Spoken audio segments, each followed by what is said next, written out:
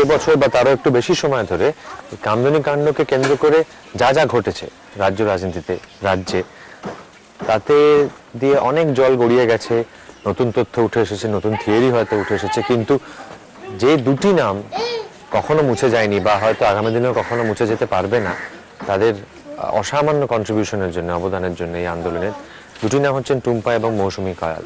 আমরা এখন কথা বলবো মৌসুমীর সঙ্গে। মৌসুমী, নমস্কার। দেখবেন দেখবেন, সাবধান সাবধান। না না, একদম না, আপনাকে দেখে আমি খুব এক্সাইটেড। এখানে যে ঘটনাটা ঘটে সেটার পরিপ্রেক্ষিতে আপনার এটাতে জড়িয়ে পড়ার প্রথম তাগিদটা কোত্থেকে অনুভব করেন? আমাদের মনে হয়েছিল যে আমরা একজন মেয়ে, আমরা একজন নারী, আমাদের ঘরেও মা আছে, বোন আছে, যারা এইরকম জঘন্যতম অন্যায় করেছে এদের বিরুদ্ধে একটা প্রতিবাদ হওয়া অবশ্যই প্রয়োজন। এই ভেবেই যে একজন নারী হিসেবেই গিয়েছিলাম পাশে দাঁড়াতে। তো আপনি এবং টুম্পা থ্রু আউট আপনারা একটা অরাজনৈতিক জায়গা বজায় রেখে গেছেন, সেইটা করার জন্য যাকে বাংলায় আমরা বলি ধক বা দম, সেই দমটা আপনারা কোত্থেকে পেলেন? আপনারা এরকম একটা প্রান্তিক গ্রামে থেকে হ্যাঁ এই রাজনৈতিক রং না লাগতে দিয়ে আন্দোলনটা কি করে চালিয়ে নিয়ে গেলেন? দেখুন, আমরা সব সময় ভেবেছিলাম, আমরা খুব গ্রামে সাধারণ গৃহবধূ, আমাদের সব সময় মনে হয়েছিল যে মেয়েটির উপরে যে জঘন্যতম অন্যায় হয়েছে তার বিরুদ্ধে একটা প্রতিবাদ হওয়া উচিত। সবচেয়ে বড় কথা, আমরা সাধারণ মানুষ, আমাদের একটা জিনিসই আছে, সেটা হলো মেরুদণ্ড, যেটা আমরা সোজা করে এই আন্দোলনটা চালিয়ে গিয়েছিলাম যে কোনো রকম কোনো চাকরি, কোনো টাকার প্রলোভনে পা দেব না এবং কোনো রাজনৈতিক দলের সাথে আমরা যুক্ত হব না, আমরা নিরপেক্ষভাবে আন্দোলনটাকে চালিয়ে যাব। এবং এই 3 বছর ধরে আমরা বিভিন্ন জায়গায় গিয়েছি, বিভিন্ন নারী নির্যাতন যেখানে যা হয়েছে তাদের পাশে গিয়ে দাঁড়িয়েছি এবং তাদের একই প্রতিশ্রুতি দিয়েছি যে কোনো রাজনৈতিক দলের সাথে যুক্ত হবে না, নিরপেক্ষভাবে সাধারণ মানুষের দাবিটুকু আমাদের তুলে ধরতে হবে এইসব নেতা মন্ত্রীদের সামনে, এটাই আমাদের একমাত্র প্রতিশ্রুতি ছিল। মূল অভিযুক্তদের ফাঁসি, কিছুদের আমৃত্যু কারাদণ্ড, আপনারা এই রায়তে খুশি? অবশ্যই আমরা বাংলার বুকে সেরকম রায়, এই রেফের বিরুদ্ধে এই রকম রায় আমরা এখনো পর্যন্ত শুনিনি, কিন্তু এই প্রথম কামদুনি রায় বার হয়েছে, আমরা এতে খুশি, বা গ্রামবাসীর বা বাংলার সমস্ত মানুষই খুশি যে এই রায়ের অবশ্যই প্রয়োজন ছিল। মানুষের নির্বাচিত একটি সরকার আবার যাতে আসে ক্ষমতায়, সেটা সকলের চাহিদা থাকে। আপনাদের তরফ থেকে রাজ্য সরকারের কাছে, আগামী রাজ্য সরকারের কাছে কি চাইবেন আপনি? যেভাবে নারী নির্যাতন পশ্চিমবাংলার বুকে দিনের পর দিন বেড়েই চলেছে, আমি চাইবো যে এইগুলোকে কোনো ছোট ঘটনা বা সাজানো ঘটনা, এই কথাগুলো যেন কখনো না ওঠে, এগুলোকে যারা এরকম জঘন্যতম অন্যায় করছে তাদেরকে নিরপেক্ষভাবে বিচার করা যেন হয়, যে এরা কোন দলের সেই ছাপটা যেন না দেওয়া হয়, যে এরা দোষী, এদের দৃষ্টান্তমূলক সাজা হওয়া উচিত, এটাই যেন সরকার করে, এই আবেদনটাই থাকবে আমাদের।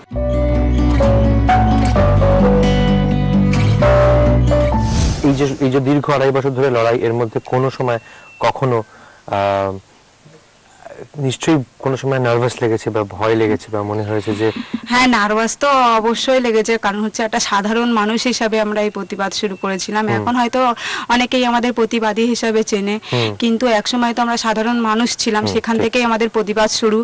আমরা এই তার বিভিন্ন রকম তকমাও পেতে হয়েছে, বিভিন্ন রকম প্রলোভন, হুমকি সব আমাদের পেতে হয়েছে, যেগুলো আগে কোনোদিন পাইনি, এই আন্দোলন করার পর থেকেই আমরা পেয়েছি। সেখান থেকে দাঁড়িয়ে একটু তো ভয় থাকেই না। আপনার কোথাও মনে হয় যে আপনাদের এই আন্দোলনটাকে কামদুনি থেকে ছাড়িয়ে নিয়ে গিয়ে, বেরিয়ে বার করে নিয়ে গিয়ে একটু বৃহত্তর জায়গা দেওয়া দরকার কোথাও? দেখুন, সেরকম তো ইচ্ছা হয়, মনে হয়, কিন্তু আমরা দুটো সাধারণ মেয়ে তো সেটা করতে পারি না, যার ফলে যেখানেই এই ঘটনা ঘটে আমরা সেখানে যাওয়ার চেষ্টা করি, এমনকি গেছিও, কাকদ্বীপেও গেছি আমরা, বা বিভিন্ন জায়গায় যেখানে যেখানে এই ঘটনা হয়েছে গেছি। আমাদের এই সাধারণ মেয়েদের কি করার ক্ষমতা আছে? আমরা তাদের কাছে গিয়ে হয়তো মা বাবাকে একটু সহানুভূতি দেওয়া বা তাদের একটু আশ্বাস দেওয়া, এছাড়া তো আমরা কিছু করতে পারি না। যতটুকু পারি ততটুকু গিয়ে ওদেরকে বলি, শান্তনা দিই। আপনার কি মনে হয় যে দোষীদের যে সাজাটা দেওয়া হয়েছে সেই সাজাটা যথাযথ, ঠিকঠাক? হ্যাঁ,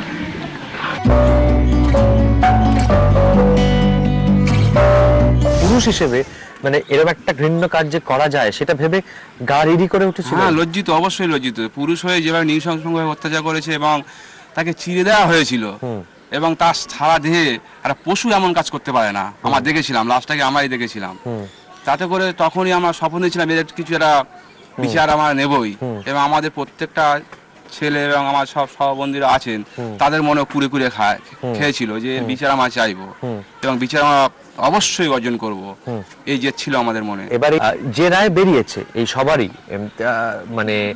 এটাতে আপনাদের কি মনে হয় যে এই রায়টা ঠিকঠাক, বা আপনারা হ্যাঁ, মনে রায়- করছেন আপনাদের জয় হয়েছে?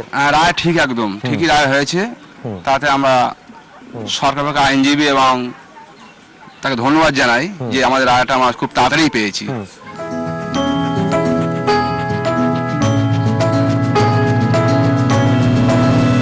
কি আপনি একটু হলেও নিশ্চিন্ত হয়েছেন রায় বেরোবার পর? হ্যাঁ, নিশ্চয়ই নিশ্চিন্ত হয়েছি। হ্যাঁ। আপনি যখন যাতায়াত করেন আপনার আগে কি ভয় লাগতো, বা আপনার নিজের কি কোথাও মনে হতো যে আপনি নিরাপদ নন? আগে ঠিক ভয় লাগতো না, কিন্তু এই ঘটনাটা হওয়ার পর কিছুদিন ভয় লেগেছিল। এখন একটু হালকা, তেমন ভয় লাগে না। এখন ভয়টা কম লাগে? কম লাগে, হ্যাঁ। রায়টা বাদ।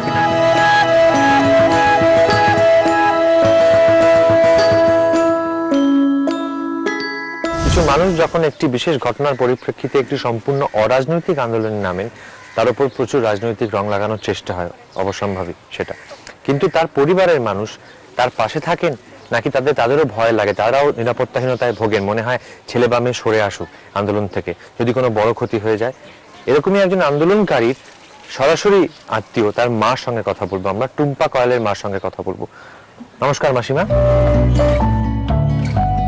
আপনার মেয়ে যে আন্দোলনটা শুরু করে, পরে পরে মৌসুমী যাতে জয়েন করে এবং আরো গোটা গ্রামবাসী যাতে যুক্ত হয়, মাঝে মাঝে তারা নিরাপত্তাহীনতাতেও ভুগেছেন, মানে মনে হয়েছে যে যদি কোনো সমস্যা হয়, যদি কোনো আরো বড় ক্ষতির সম্ভাবনা হয়ে যায়, তো আপনার মেয়ের জন্য কতটা ভয় লাগতো? খুব ভয়, এখনো ভয় পাই বাবা, খুবই ভয় পাই এখনো। যেমন ভয় পেয়েছি তার থেকে বেশিটা গর্ব হয়। আশা করি সবাই তোমাদের মতো ছেলে পিলে আমার সঙ্গে আছে বা আমার মেয়ের পাশে আছে, এটা নিয়ে আমার গর্ব হয়।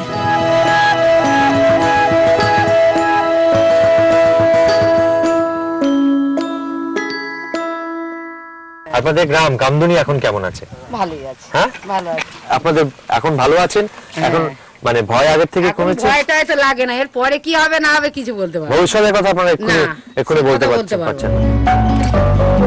কামদুনি ঘটনার যে রায় বেরিয়েছে শাস্তি, সেটা থেকে আপনাদের আগের থেকে নিরাপদ বুঝেছেন বলে মনে হয়? আমাদের এখন আমরা ভালো আছি, নিরাপদ আছে, পুলিশ শাসন, ওখানে থানা ক্যাম্পের পুলিশরা আছে, সবাই আমাদের মানে দিকে নজর রাখে, এমনি সবাই আমরা এখানে ভালো। শুধু আপনার মনে হয় যে কয়েকটা বেসিক দরকার, বেশি যেরকম বলতে রাস্তাটা ভালো হয়, ভালো হলে ভালো হয়, কলের দরকার, একটা জল, আমাদের গ্রামের জলের মানে ওপার থেকে এপার থেকে একটা সবসময় কলের দরকার, এই কলটার উপরেই নির্ভর আছে গ্রামের লোক, একটা কল হলে ভালো হয়, আচ্ছা। রাস্তাটা হলে ভালো হয়।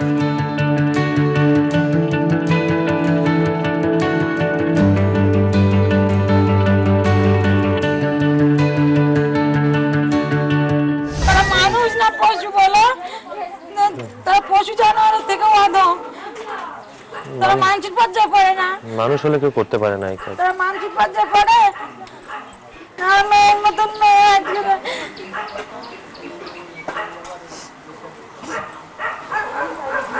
আপনি যান ভিতরে, যান ভিতরে যান।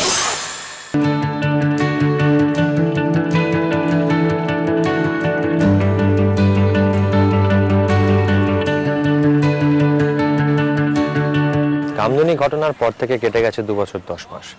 ঠিক যতটাই নিন্দনীয়, নারকীয়, অভাবনীয় সেই ঘটনাটি, ঠিক ততটাই অভাবনীয় বোধহয় ঘটনার পরবর্তীতে সেই ঘটনাটিতে রাজনৈতিক রং লাগাবার চেষ্টা, কিংবা সেই ঘটনাটি নিয়ে বিভিন্ন রাজনৈতিক দলের দলাদলি, কষাকষি, রাজনৈতিক চাপানুতো এবং একটি অরাজনৈতিক আন্দোলনের গায়ে রাজনৈতিক রং লাগাবার চেষ্টা।